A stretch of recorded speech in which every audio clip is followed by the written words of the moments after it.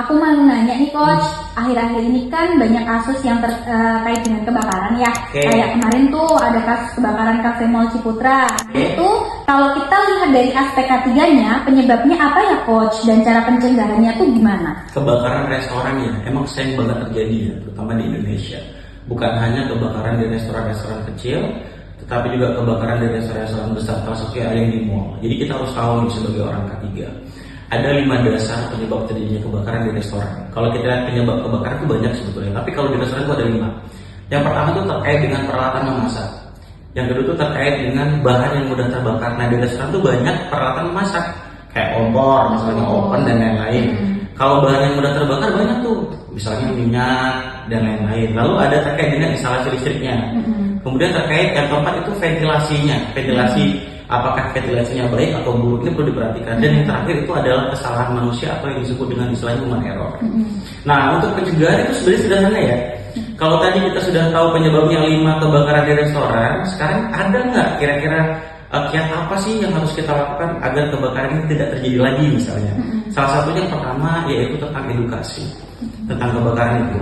Sehingga ketika adanya edukasi tentang kebakaran ini, banyak perusahaan terutama industri-industri yang bergerak di bidang restoran, makanan dan lain-lain ini paham. Yang pertama satu ya, adanya minimal pelatihan. Pelatihan terkait dengan ketiga kebakaran, salah satunya simulasi, kemudian juga terkait dengan inspeksi peralatan kebakaran.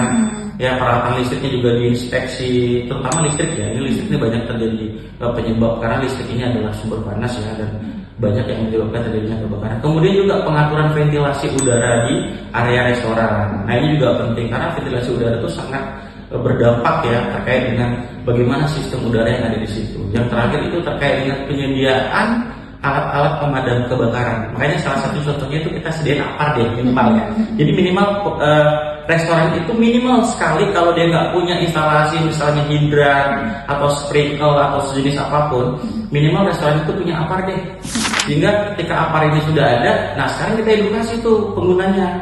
Nah lebih lagi fokus kepada pekerja-pekerja yang ada di restoran. Jadi kita edukasi bagaimana setelah menggunakan alat-alat memasak, kemudian bagaimana setelah menggunakan alat-alat listrik jadi seperti apa, sehingga kebakaran-kebakaran yang seperti ini bisa kita tanggulangi, minimal bisa kita kurangi resikonya. Kalaupun kebakaran resikonya tidak berdampak kepada tempat yang lain.